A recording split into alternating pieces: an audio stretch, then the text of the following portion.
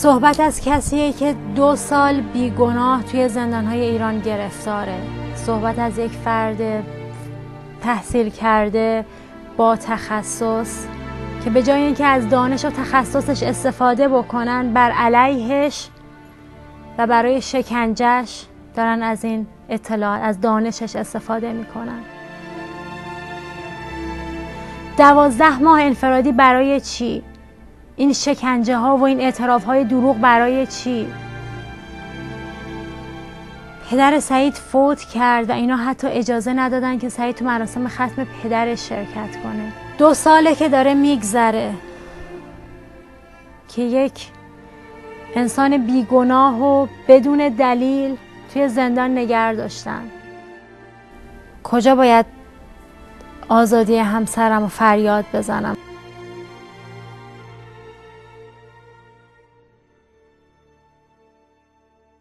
من همسر سعید ملکپور هستم. 10 ساله که با هم ازدواج کردیم. هر دو دانشگاه شریف درس خوندیم. من رشته فیزیک میخوندم، سعید دانشجوی رشته مهندسی مواد بود و اونجا با هم دیگه آشنا شدیم.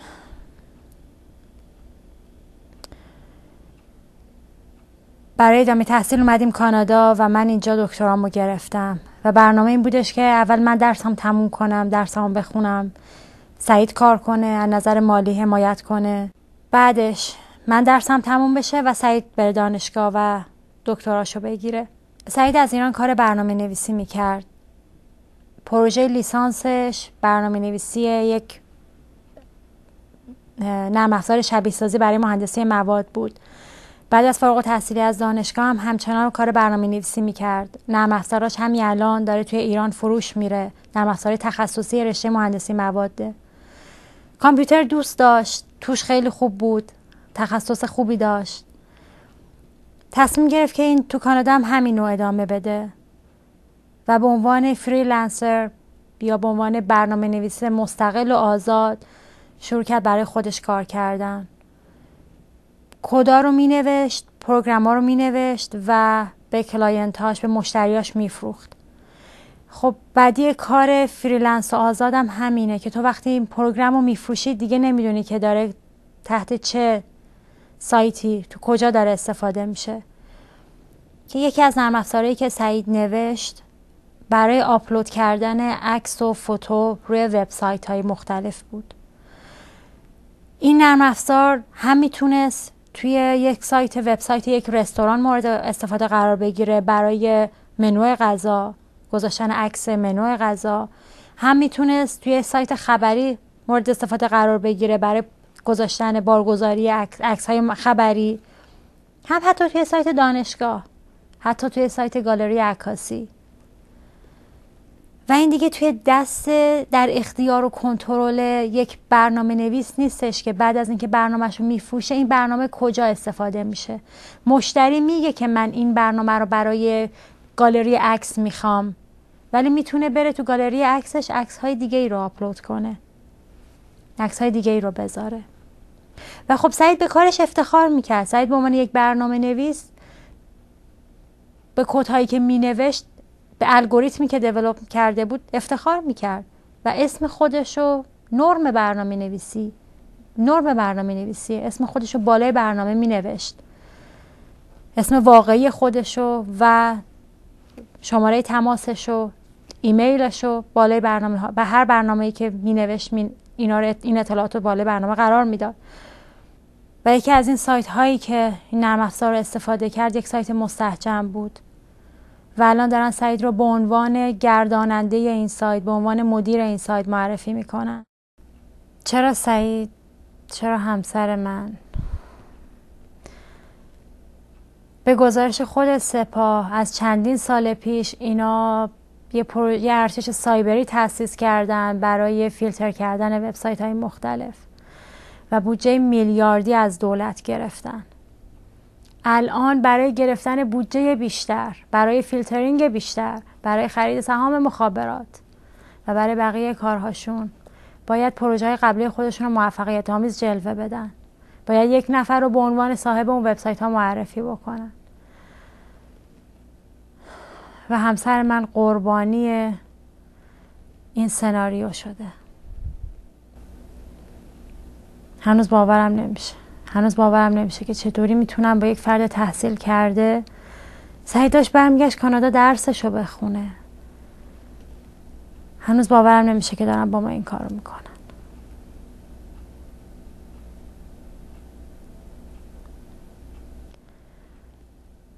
بحث تهاجم فرهنگی همیشه بوده. از 30 سال پیش دارن میگن دنیای غرب بر علیه انقلاب اسلامی و آرمانهای اون داره نقشه میریزه و داره جوانهای ما رو اخفال میکنه و با همین ایدئولوژی هر گونه سرکوبی رو بر علیه جوونا، بر علیه روشنفکرا توجیه میکنن، با توجیه ناتوی فرهنگی، با توجیه تهاجم فرهنگی. اینا میخوان فیلترینگ سایت های خودشون رو توجیه بکنن. خب ما هم که کانادا زندگی میکردیم، یه کشور غربی، سعیدم وب پروگرامر بود، همه اینا دست به دست هم داد و سعید رو برای اینا یک تارگت مناسب کرد برای اینکه قربانی سناریوهاشون بکنن. همسر من بیگناهه، همسر من هیچ رابطه‌ای با گردانندگان این وبسایت ها نداره و تنها قربانی یک بازیچه سیاسیه و اینها خودشون هم میدونن که همسر من بیگناهه، ولی نمیدونم چرا دارن با زندگی ما این کارو میکنن. ماجرا از 2 سال پیش شروع شد. پدر سعید تومور مغزی داشت و خانواده بهش اطلاع دادن که دکترها جواب کردن و ممکنه زمان زیادی نمونده باشه که پدرت رو بتونی ببینی. سعید برای خداحافظی از پدرش رفت ایران. 3 روز بعدش دستگیر شد. نصف شب بود که به من تلفن زد خواهر سعید که این خبر رو به من داد و من با اولین بلیطی که تونستم خودم به ایران رسوندم. هممون تعجب کرده بودیم، هممون شوکه بودیم که چرا، به چه اتهامی، به چه جرمی، کجا، چه سازمانی سعید رو دستگیر کرده، ولی هیچ کس جوابمون رو نمیده.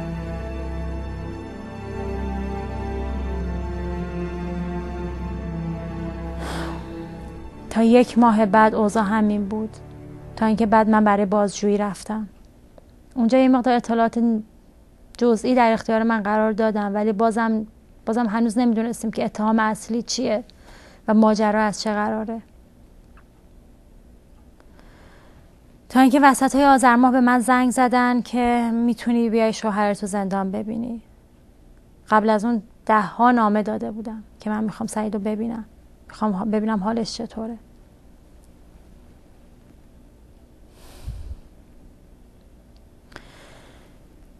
با خانواده رفتیم اوین.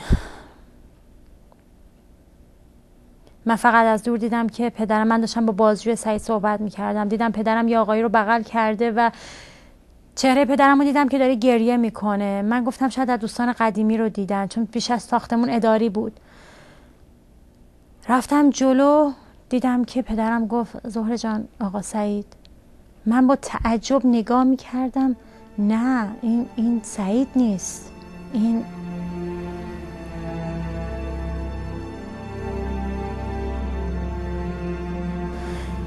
سعید. من گفت زهره منو زیر شکنجه مجبور به اعترافهای خلاف واقعی کردند. مقاومت که میکردم تهدید میکردن که میان تو رو دستگیر میکنن. من میتونستم درد شکنجه رو تحمل کنم، ولی حاضر نمیتونستم قبول کنم که تو رو جلوی چشمانم شکنجه کنم.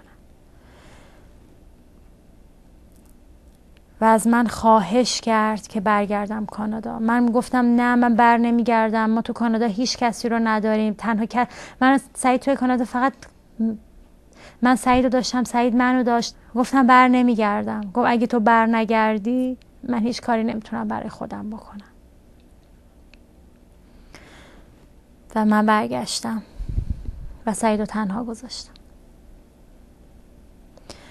گفتم بیام اینجا بلکه صدای اون باشم، بیام اینجا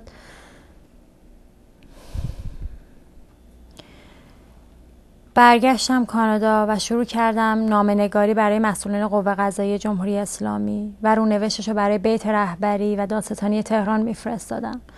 توی اون نامه‌ها بهشون میگفتم سعیدی که توی زندان دیدم توی چه شرایطی بود و سعیدی که من میشناسم چه سعیدیه،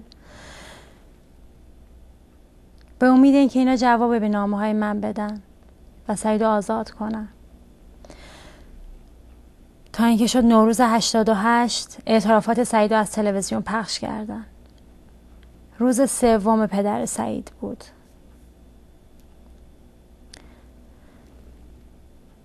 مامان سعید حمله قلبی گرفت، بردنشون بیمارستان. ما همه شوک، من باورم نمیشد که سعید توی تلویزیون داره این حرفا رو بر علیه خودش میزنه. البته آذر ماه که سعید رو توی زندان دیده بودن به من گفته بودن که 25 ساعت فیلم برداری تلویزیونی از من کردن، ولی بهش گفته بودن که ما اینو برای چیزای خودمونه، برای اینکه بعدا میخوایم بودجه بگیریم باهاش، تو کاری نداشته باش، این اعترافا رو بکنی آزادت میکنی. باورش نمیشد که این اعترافا از تلویزیون پخش کنن یه زمانی. اون موقع هم سعید همچنان انفرادی بود، ما هیچ دسترسی بهش نداشتیم، ملاقات نبود، حتی نمیدونست که پدرش فوت کرده. تا اینکه یه روز زنگ زد و خانواده فوت پدرش بهش گفتن، ولی هیچ کس جرئت نمیکرد بحث اعترافا رو بهش بگه. سعید 1 سال توی انفرادی موند و نامه شکنجه سعید از زندان اومد. من نامه رو دوباره فرستادم، با این حال که نامه‌های اولمو جواب نداده بودن، ولی گفتم شاید این نامه شکنجه رو که بخونن قلبشون بلرزه، ببینن که دارن با نخبه‌های این مملکت چی کار میکنن. سعید یه نامه دیگه نوشت برای قوه قضاییه، برای رئیس قوه قضاییه. درخواست کرد که پروندهش توسط کارشناسای قوه قضاییه مورد بررسی قرار بگیره. درخواست کرد که اون رو به پزشکی قانونی بفرستن. حتی بعد از گذشته 1.5 سال همچنان اثرات آثار شکنجه روی بدن سعید بود. اما هیچ کدوم از اینا رو قبول نکردن. اصلا انگار نمیخواستن مجرم پیدا بکنن، انگار همه چیز از پیش، حکم از پیش تعیین شده بود. فقط میخواستن بگن که ما یه دادگاهی برگزار کردیم. وکیل نمیتونه سعید رو ببینه توی زندان. سعید از متن پروندهش خبر نداشت، از جزئیات اتهاماتش خبر نداشت و فی‌البداهه باید توی دادگاه از خودش دفاع میکرد. یه روز میگفتن تو عضو فلان گروه‌های معاند نظامی، یه روز میگفتن تو مدیر سایت‌های مستهجنی، یه روز میگفتن تو ارتباط داشتی با بیگانگان و همه اینا رو سعید باید از خودش دفاع میکرد فی‌البداهه، بدون هیچ هماهنگی، بدون هیچ قانونی. تا اینکه دادگاه آخر برگزار شد و بر اساس همون اعترافات سعید به اعدام محکوم شد. هنوزم سعید سلول انفرادیه، بند 2 الف و نمیدونیم تو چه شرایطی. 20 روز بیشتر مهلت نیست که برای تجدید نظر لایحه رو بفرستن، اما حتی حاضر نیستن حکم رو به وکیل ابلاغ کنن به صورت نامه رسمی. به وکیل گفتن که بیا اینجا از روی حکم نوت بردار. وکیل ما وکیلی هستش که 30 ساله که توی قوه قضاییه وکالت میکنه و تعجب میکنه که خب حکم صادر شده، چرا نامه رسمیشو به من نمیدید؟ دیوان عالی آخرین شانسی هستش که سعید و وکیل دارن که سعید رو تبرئه کنن و به بیگناه بودن اون بیگناهیشو ثابت کنن. اما الان سعید انفرادیه و اجازه نداره وکیل ببینه. سعید پای حکمش نوشته که این اقاریر تحت شکنجه گرفته شده و دادگاه برای من اعتبار نداره و حکم دادگاه برای من اعتبار نداره و فکر میکنیم که سپاه پاسداران سعید رو برگردونه سلول انفرادی تا نتونن که سنگ اندازی کنن روی روند قضایی پرونده برای فرستادن پرونده برای دادگاه تجدید نظر. اونا اصلا نمیخوان که پرونده به دادگاه تجدید نظر بره. اونا اصلا نمیخوان که کس دیگه ای پرونده رو بررسی بکنه. از سپاه پاسداران باید پرسید چرا؟ شما که میگید همه چیز این پرونده محکم و دادگاه پسنده، پس چرا میترسید که کارشناس قوه قضاییه بیاد پرونده رو بررسی کنه؟ چرا سعید رو برگردونید انفرادی که دیگه این پرونده توسط قاضی دیگه‌ای بررسی نشه توی دادگاه تجدید نظر یا توی دیوان عالی؟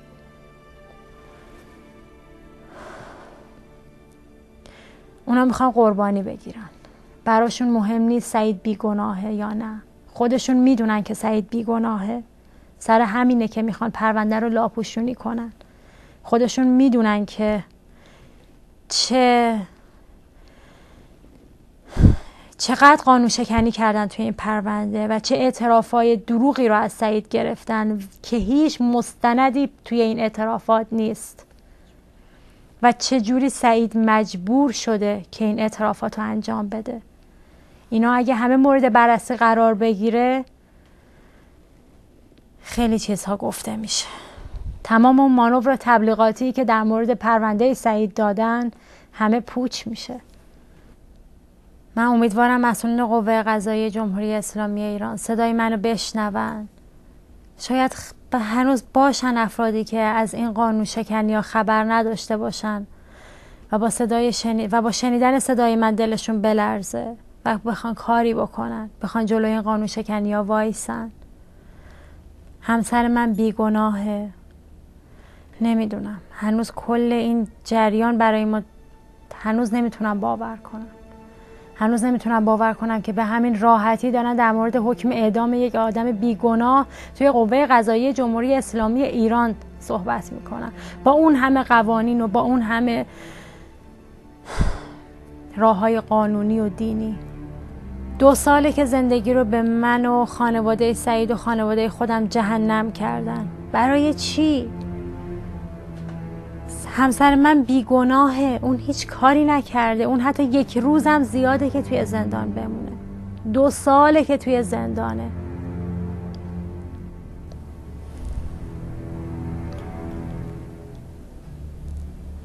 ازشون خواهش میکنم، از مسئولین قوه قضاییه خواهش میکنم که به پرونده همسر من رسیدگی بکنن و بذارن که سعید برگرده، بذارن سعید برگرده خونه.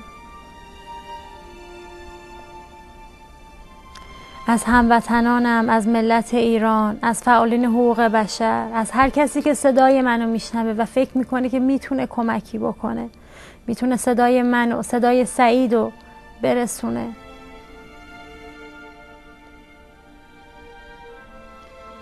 ما اومده بودیم کانادا که درس بخونیم و برگردیم ایران، اما با این شرایطی که درست کردن، با این حال که دلم میخواد، دلم میسوزه، دلم برای ایران میتپه، اما شرایط رو طوری کردن که نمیدونم کی بتونم برگردم و مردمم خدمت کنم. من هر روز که از خواب بلند میشم به امید این که این یک کابوس بوده، به امید این که این خواب بوده، ولی نه، متاسفانه این زندگی هر روزه ماست، هر روزه ما بوده برای از 2 سال پیش.